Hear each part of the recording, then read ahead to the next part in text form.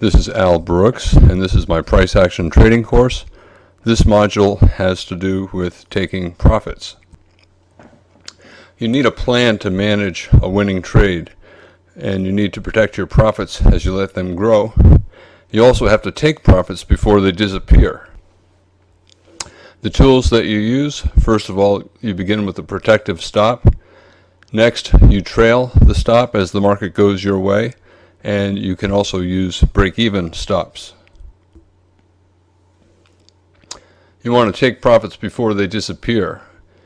You need goals when you entered the trade originally, and you adjust your goals once you see the strength of the move.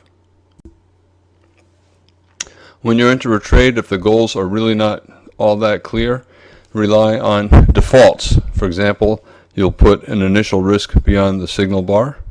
For example, if you're buying, you put your stop below the signal bar, one tick below, and you take partial or full profits at twice your initial risk. And if you took partial profits, you swing the balance.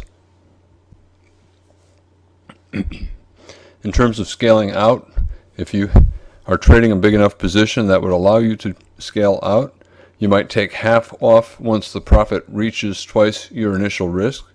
Take another 25% off at 3 times your initial risk, and then swing the balance and trail the protective stop and look to exit before the end of the day if it's a day trade. Once the trade goes your way, you should look to adjust your profit targets based upon your actual risk instead of on your initial risk. So you would take half off at 2 times your actual risk, take another 25% off at 3 times your actual risk, and swing the final 25%. As an example, let's say you buy 400 shares of the SPDR, the SPY, which is an ETF, and you bought them at 140 even. If the signal bar is 22 ticks tall, then you're buying 400 shares on a stop at 1 tick above the high of the signal bar. Your initial protective stop is 1 tick below the signal bar. So your total risk is 24 cents. The signal bar 22 cents tall, you buy 1 cent above, your stop 1 cent below. So a risk of 24 cents, and you have 400 shares, so your total risk is $96.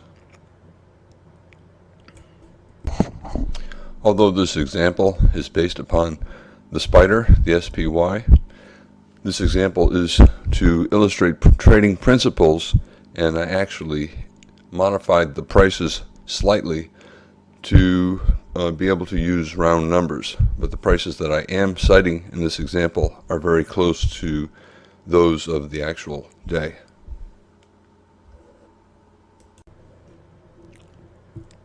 Here's an example. You have a gap down with a very strong bull signal bar. The signal bar is 22 cents tall. If you're buying on a stop, you're buying at 1 tick above, and your stop is 1 tick below. So your total risk is 24 cents, 24 ticks. You set up your initial targets based upon your initial risk. Your initial risk is 24 cents. 2 times your risk is 48 cents, so you take half off at 2 times your risk. 3 times your risk is 72 cents, so you take another 25% of your trade off here, in other words 100 shares, and then you would allow the final 100 shares to continue in the market as long as the trend continues, relying on trailing stops below the most recent high or low, and you try to exit right before the close.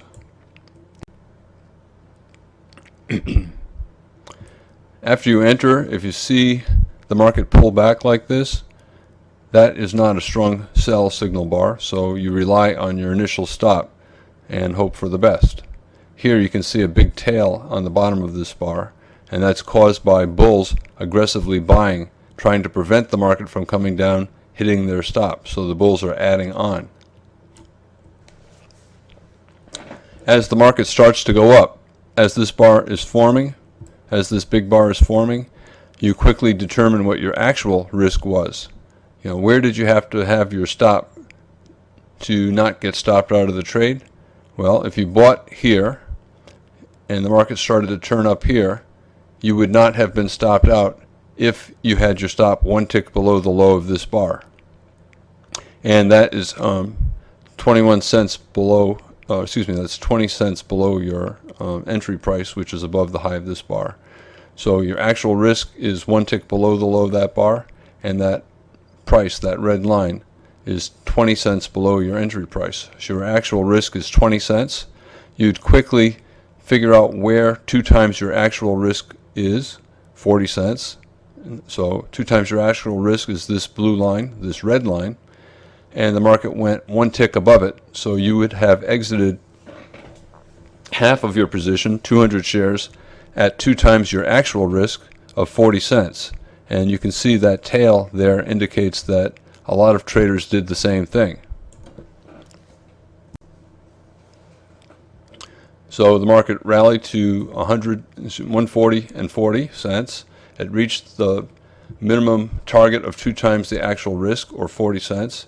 You take half off, 200 shares at 140.40 on a limit order, and you have so far locked in $80 profit. 40 cents times 200 shares. You have 200 shares remaining. If you get a possible sell signal, you could either exit your remaining 200 shares and look to enter again later, or you could continue to hold and rely on your protective stop. Okay, so after you took off 200 shares, you have 200 shares left. The market did not reach 3 times your actual risk, your second profit target, and instead it developed a wedge shape and a failed bull breakout. So this is a possible place to exit. I don't know about going short. I would not. I think the market's always in long.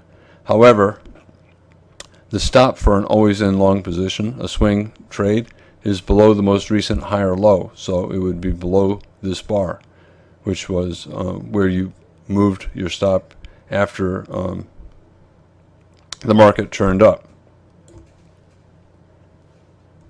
If you do choose to exit here and the market sells off, you can always look to re-enter.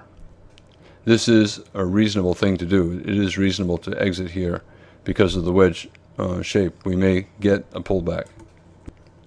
In fact, the bears developed a very strong breakout.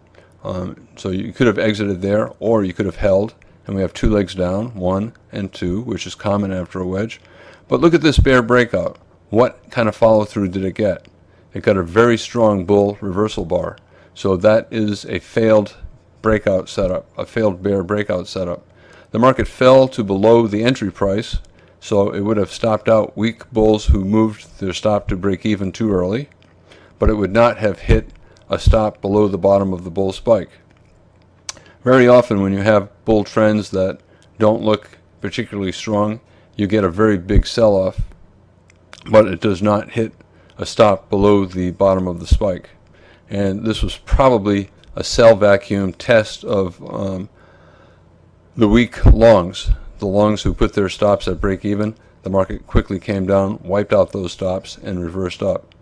Okay, so we have a wedge and 2 small legs down, and a bear breakout and a signal for a failed bear breakout. This is a pretty good looking buy signal bar, and if you understand what's happening, that this might be simply a sell vacuum to wipe out weak longs, it's a reasonable buy signal. It's also a higher low major trend reversal. We had a bear trend, a strong rally, and then a 2-legged sell-off and a strong reversal. So if a person was flat at this point, for example, if they exited up here, this would be a good place for them to re-enter for a swing long. Some traders, if they took half off up here, they might put their second half back on. So for example, some traders might buy at 1 tick above the high of this buy signal bar. In the example that I'm giving, I'm going to rely on the original entry back here and not discuss a second entry over here. If the bull resumes, okay, if we start to rally again, at that point I personally would move my stop to break even. I don't want the market to hit the break even stop once, rally strongly, and then come back and hit my break-even stop a second time. That's not the way I want the market to behave if I'm looking for a swing long. And every time the market tests the high or goes to a new high, I'll trail the stop up to below the most recent higher low. So for example, when the market runs up here and tests the high, I would move my stop to below this low. When the market comes up here again and tests the high, or maybe up here after it actually goes to a new high, I would trail the stop up to below this most recent higher low. If this is a bull trend, I want it to keep forming higher lows. Right now it is a bull trend. It's forming higher lows, not quite forming higher highs. We finally got one here, but it's also a trading range. So at the moment we don't know if this is going to remain as a trading range or if we're going to continue up in a bull trend. We're just below the target for the second exit, and we're getting a bear reversal bar. So that is a problem. Traders will probably look to exit below this bar, especially since it could be a failed breakout above the top of a trading range. This pink box shows that we're in a trading range. We've been sideways for hours, and I think most bulls would exit below this bear bar. So if the market falls below this bear bar, the bulls will just exit. Bears might short because it's the top of a trading range. The rally up is not all that strong. We've had selling pressure on the way up, and it is a reasonable short. Personally, I don't like to reverse except under exceptional circumstances. So most of the time, if I'm long, let's say I bought here, or if I bought here, or if I bought here, or even here, I would exit my longs below here because this is a reversal down at the top of a trading range. We have pretty good selling pressure throughout the trading range, and we have a bear signal bar. A small body, so it's not a particularly strong signal bar, but it is enough for me to exit a long.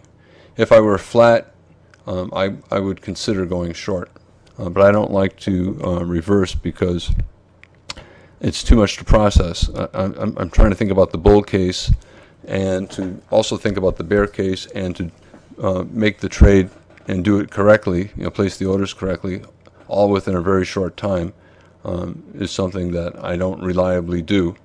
So I'd rather, if I'm thinking about getting short, I'll get out of my long over below this bar and then wait a few bars to see if there's another sell signal and then take the second signal. Okay, over here, the market did not trade below the low of this bear signal bar.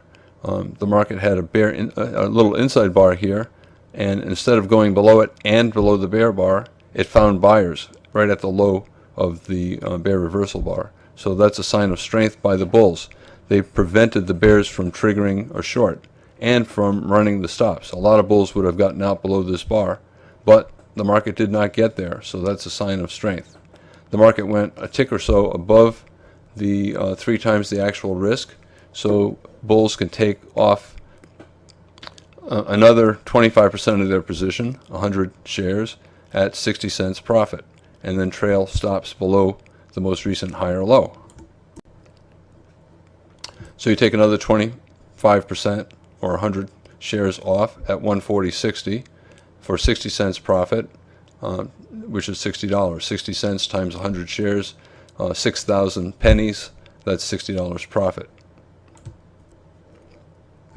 Okay, this is the last bar of the day, and we're still rallying, and most bulls would get out right before the close. They might get out here on this weak bear close after a possible exhaustion, but let's say you exited right before the close. You would have exited with 85 cents profit on your remaining 100 shares. You would hold those 100 shares until the market was no longer always in long, or until there was a sell signal, or until the market hit your trailing protective stop, or until moments before the close of the day, which is what we did in this particular case.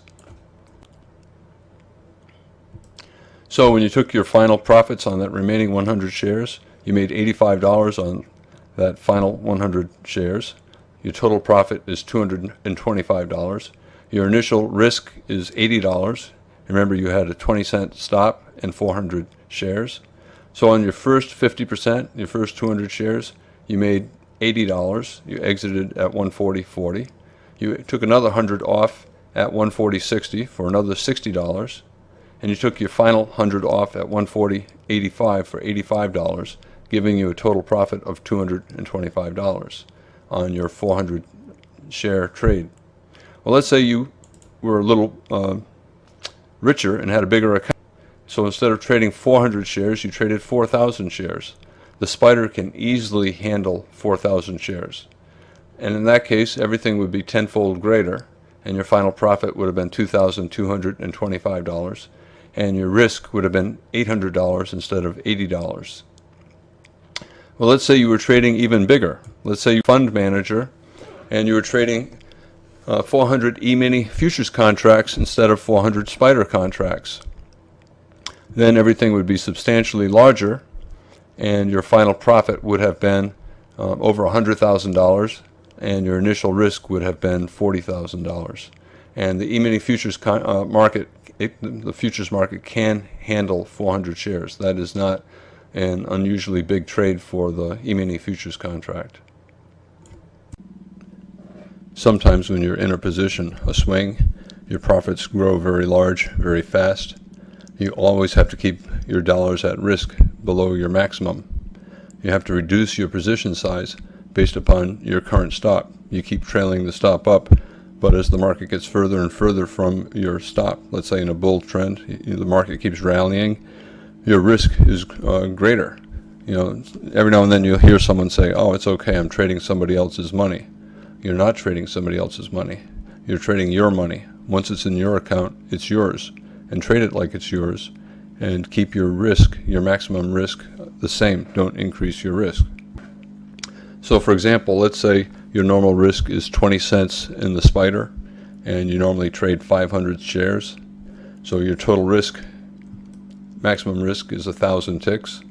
Do not risk more if the profit grows. For example, if the market rallies and you're long, and the stop, your trailing stop is now 40 cents away, that means you're risking 2,000 ticks instead of 1,000 ticks. Take half off to get your risk back down to 1,000. You can always put your full position back on, the other half back on, during the next signal. But at the moment, your risk is 2,000 ticks, and your maximum risk is 1,000, so you have to take half off. Here's an example of what I mean. So if you buy here, and the market starts to get very far above your trailing stop, take half off. You can say, well, Al, this is another buy signal, a very strong breakout. This is another buy signal. That's fine. You know, I would still rather take some off because, you know, when you have a profit and your risk is getting big, it's always better to take some off because you don't want to take a chance of giving it all back. So let's say at the close of this bar, your stop is here, and let's say that comes out to a risk of I don't know, 1,500 cents, 1,500 ticks, and your normal maximum is 500. I would take 100 or 200 shares off. And let's say the market gets up here and you trail your stop here. Okay, you're still risking about 1,000 ticks. You can stay the same. Let's say over here the market starts getting very far above your stop, and your risk is up there at 2,000 ticks, and your maximum risk is you know, normally 1,000. You got to take some off. You know, if you take some off in here, you can just put it back on the next signal and then start the process over again. So if you buy above this bar, your stop is now here. So just make sure that whatever position you have, you're not risking more than your 1,000 ticks. But the important thing is, whenever the market starts getting very far above your trailing stop, your actual dollars at risk are increased. You know, it is your money. It's not open profits. You know, that is money in your account.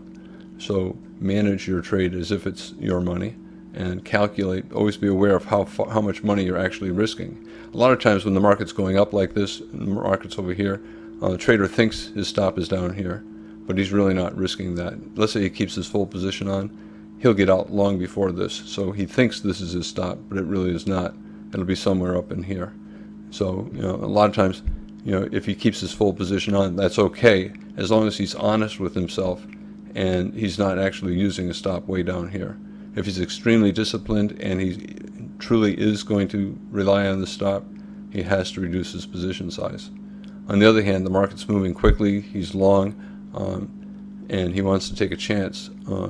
That means even though he might tell himself his stop is here, it's really not. He'll probably get out here if he has his full position size on. If he reduces his position size, he might get out down here.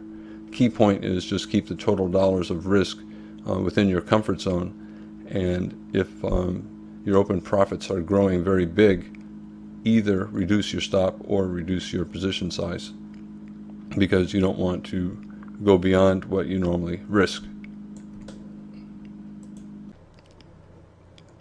Let's say you're talking about a possible very big trend. You have to adjust your goals. You have to you can use a default protective stop and a default position size, but don't use your default targets. You have to adjust your targets if you're looking for a really big trend. If that's the case, if you have an average size signal bar, so you have an average size stop, but you think the profit may be very large, but you're not sure what the profit target should be, don't place the profit taking limit order when entering the trade, or place the order very far above your entry price if it's a bull trade. If it's a bear trade, put it very far below the entry trade.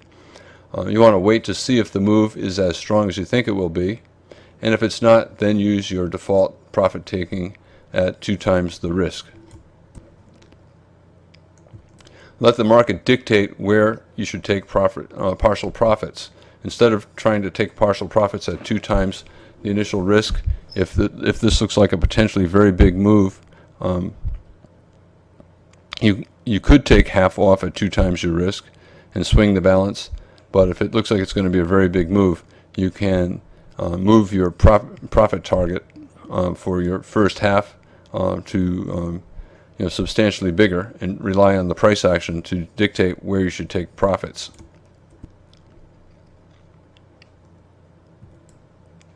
Okay, look at Baidu. This is a huge sell-off, a very strong sell-off over the past day or so. We have a very strong bear spike, 3 strong bear bodies, 5 of the first 6 bodies over here in this spike were bear bodies. And we have a wedge pullback to the moving average with a very strong signal bar at the moving average. You could bet on a potentially very large move. Your initial stop would be above the high of the signal bar. You'd enter 1 tick below the low of the signal bar. You could, if you wanted to, take half off at 2 times your risk, or you could wait to see just what happens here and then place a profit-taking limit order. 2 times the risk looks like it'll be above the bottom of the bear spike, and we could get a leg 1 equals leg 2 move down. So if you wanted to, you could take a chance and not put a profit-taking limit order in this area at 2 times your initial risk. Instead, put it down here or off the screen and wait to see how the market behaves. And if it's not falling too quickly move it up to 2 times your risk. If it's collapsing, you keep it down here and even drag it down further. Okay, so if you're going to use your defaults, your initial risk at 1 tick above the high of the signal bar. If the signal bar is 30 ticks tall, your risk is 32 cents. You entered 1 tick below, your stop is 1 tick above. Okay, you took the short, and you have a very strong pullback, possibly a failed breakout, possibly a higher low major trend reversal. We have a bear trend, a pretty good move up, about 10 bars, and the bears tried to break the market out, and instead it might be forming a higher low major trend reversal. Could you buy this? If I were short, I would not be thinking about going long. I would be relying on my initial stop for my swing, and I would be holding short. Now at this point, what do? If you are already short, you don't do anything. If you bought above this bar, this would be a big problem for you. You have a bull breakout, but immediately a failed breakout possibility on the very next bar. So the bulls would probably get out below that bar. Traders who are totally flat, they see this as a double top bear flag with a very strong signal bar at the moving average. They would go short at 1 tick below the low of this bar. If you're already short, you might add to your position if you feel particularly aggressive. Still not much going on. Not a strong entry bar, not strong follow through. Okay? If you were going for an initial target of 2 times your initial risk, that would be 64 cents down here. You could also adjust it based on your actual risk, but it's not much different. Your actual risk, once this bar formed, you would assume your actual risk was to 1 tick above the high of this bar. It's just about the same as your initial risk. You could switch over and exit at 2 times actual risk. You could keep it at 2 times initial risk, or you could take a chance that you'll get a very strong leg 1 equals leg 2 move down and not exit until you see more of the move.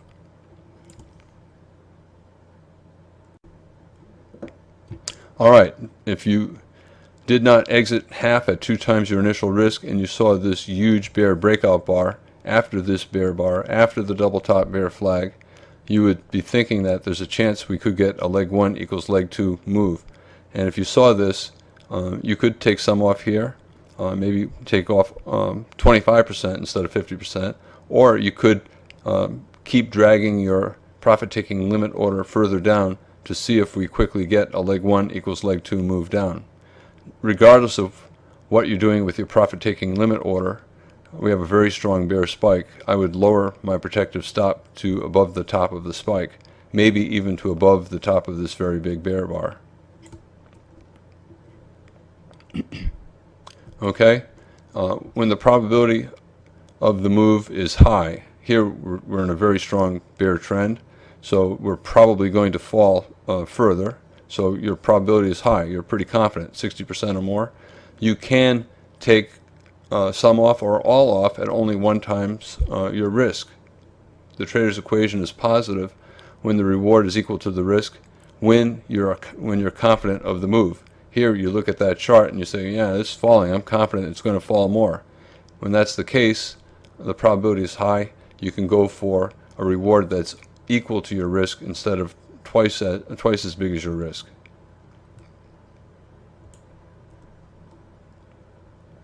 So what is your risk? I usually use the open of the spike to the close of the spike. So at the moment, this pink bar is what I would use for the measured move target. So the open of the first bar to the close of the second bar, it's $2.03, and this would be my target. So at this point, I would be pretty confident, 60% confident, that the market's going to fall to this point. So if I were still short my full position, I would take half off once the market got here. So at this point, I would place a limit order to take half off at this point. You could take a chance that it's going to collapse, but to me, I think it's a pretty reasonable target to take half off here and see how the market behaves if it gets there. Okay, what happened? Okay, no pullback. The spike is growing. So at this point, the spike is now this big. Instead of this big or this big, it's all the way down to here. As the spike is growing, I'm going to keep lowering my profit target based on the height of the growing spike. So with the close of each bar, my pink box gets bigger and my profit target gets bigger. So I keep adjusting my profit target as the spike grows. Traders will continue to sell closes. They'll sell this close, they'll sell that close, they'll sell this close, they'll sell this close, but they'll make sure that they don't exceed their comfort zone for their maximum dollars at risk. You don't have to sell every close. You could sell 1, you could sell 2, you could sell 3, it doesn't matter. The market has a high probability of going down equal to a measured move based on the height of this spike from the open of the first bar to the close of the final bar. Okay, the market's pausing in here. So at this point, the initial spike has ended. So this would be my target for taking profits, either full profits or partial profits. Now that the market's resuming down again with a pretty big bear bar closing on its low, I would lower my protective stop to above the high of this pullback. Okay, the market is still falling. Another strong bear bar, a big bear bar closing near its low. I would feel comfortable trailing my stop to 1 tick above its high, especially since at this point I have a large open profit. If I were flat, I would be selling closes. I'd sell that close, I'd sell this close, and I would keep selling closes until there's some sign of a bottom. Okay, now what happened? We fell below the measured move target. We had a bear spike, a pause, and then we hit the measured move target, and we hit it in a very big way. The bear bars are getting bigger, closing on the low tick. To me, I would exit my total position. This is a series of consecutive sell climaxes. We sold off here, we sold off very strongly here, and even stronger here, and the very best bear bar of the entire trend is occurring right at resistance level, right at a support level, right at my measured move target. So for me, I would go totally short here, knowing that the market may go down a little bit further, but I would take full profits. In this case, it would be $8.35 in Baidu. But we're at a support area, a measured move, and we're having consecutive sell climaxes. So we might reverse here, or we might reverse soon. And this is what happened. We had two more little pushes down, and a little wedge bottom, 3 pushes, 1, 2, 3, and a bull inside bar, a tail on top, so not great, but the context is good. After a series of consecutive sell climaxes, and now we have a little wedge bottom at support, a double bottom at support, or triple bottom at support. Remember, support was here, the measured move. To me, I personally would go long here, and I would look for at least 10 bars, 2 legs up to at least the measured move, maybe to the top of the bear spike. And had I bought here, I would be holding long and looking for at least 10 bars and 2 legs up. Okay, we're going into the close. We're getting a 2-bar reversal. We're getting a series of bear bars. I would exit my long at this point. Where would my stop be had I bought here? In fact, I did buy here on that particular day, and I did sell up here. But had I bought here, my initial stop, probably I would have put it below the low of the signal bar. I might have used a wide stop, like based on the height of this spike. I might have put a stop, a measured move down. But given this particular setup, I personally just put my stop below the low of the signal bar and took my chances.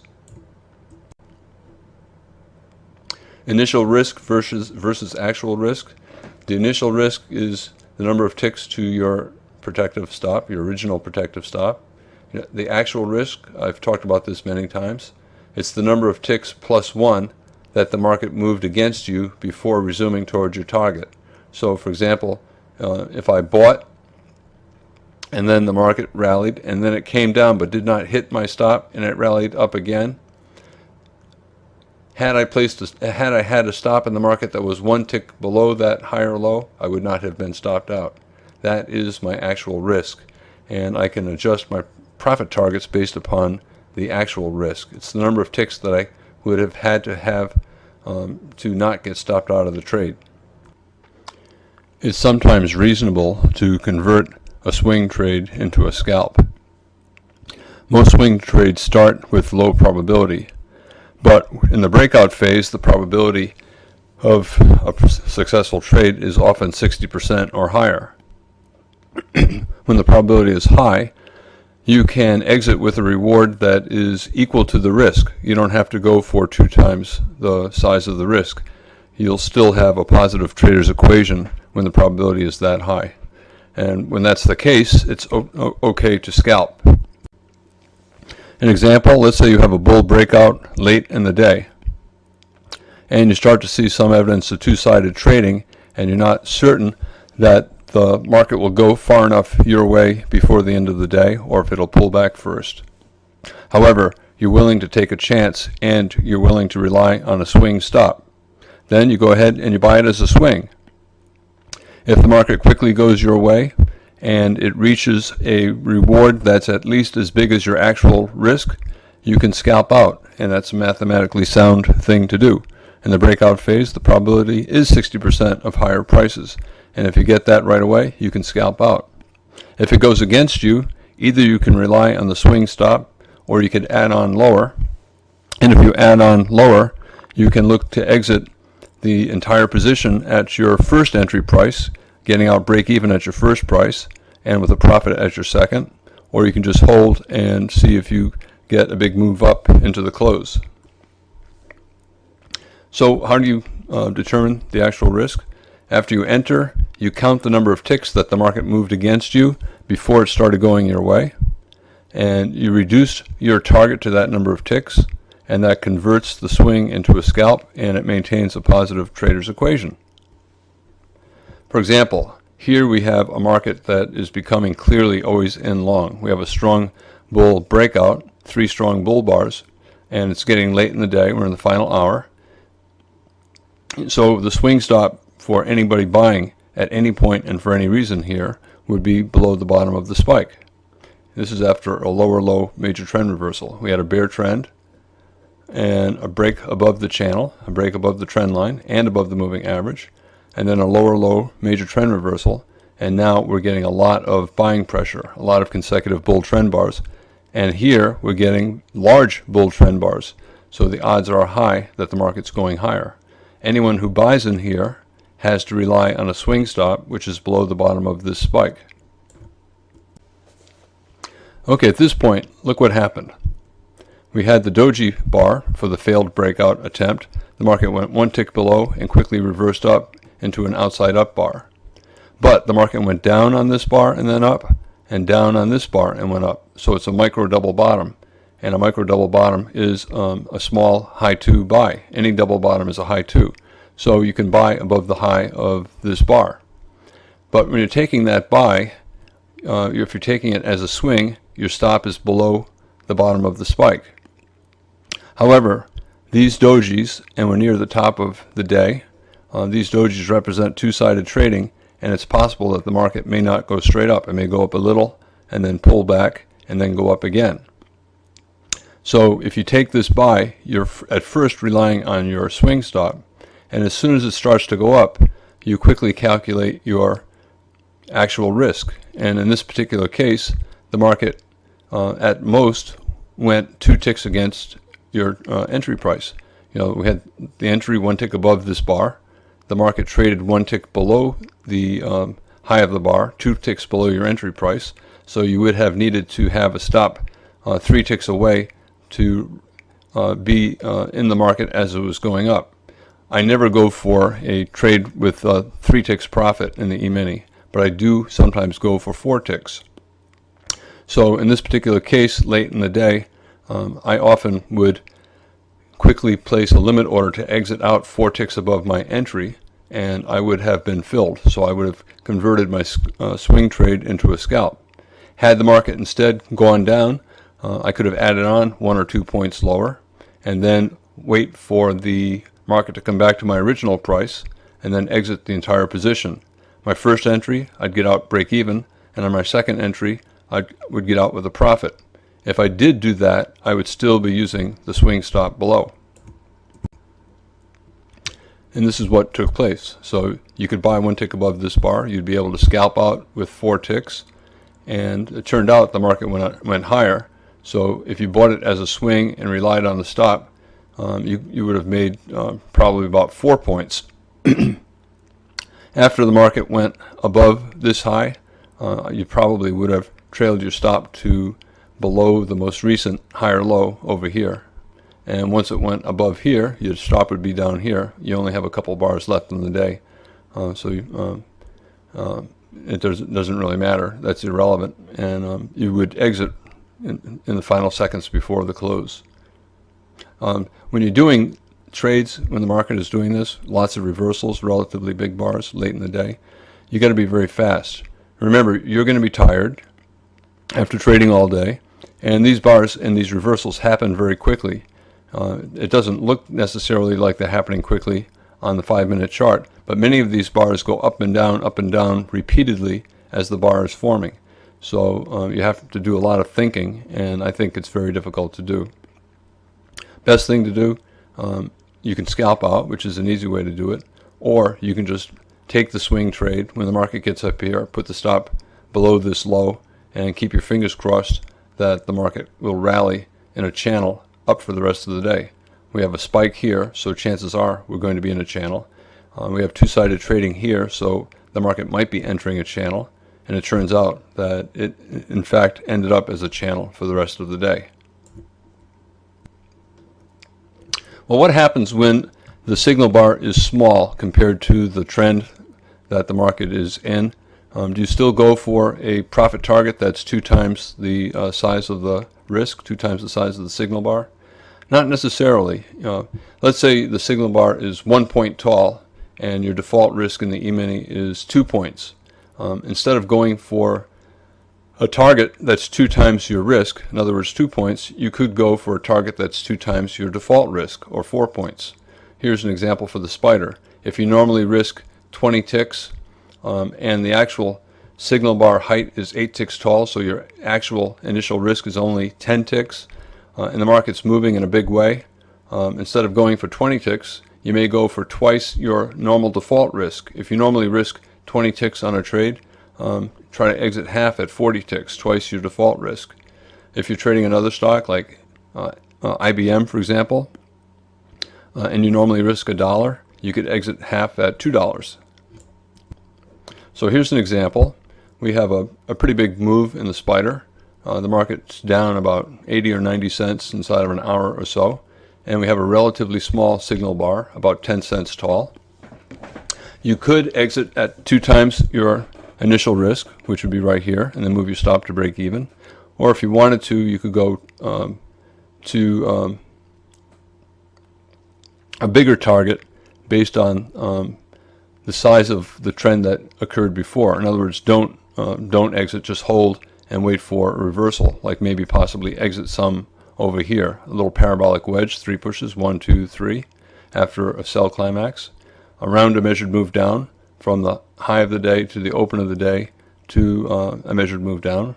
Sometimes you'll get days like this that trade up and trade down, and a lot of times they'll find support at a measured move from the open of the day to the high of the day, so somewhere down here.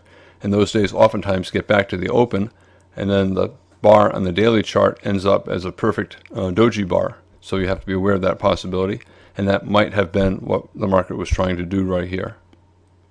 In any case, let's say you took some off at 2 times the risk, or you took some off above this small bull reversal bar, and you let the rest go into the close. Down here, you probably would exit the final amount going into the close above this bull bar.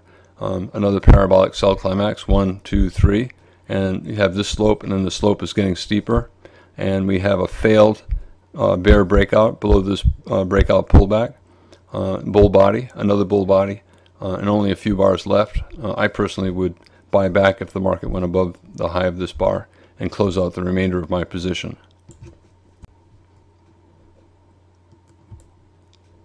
Okay, so let's say in this example your default stop is 20 ticks. Instead of going for 2 times the initial risk, which is 2 times the actual risk, instead of going for, in this case it would have been about 20 ticks, you could go 2 times your default risk, which is down here, and you would have exited over here. And that's the end of the module on taking profits.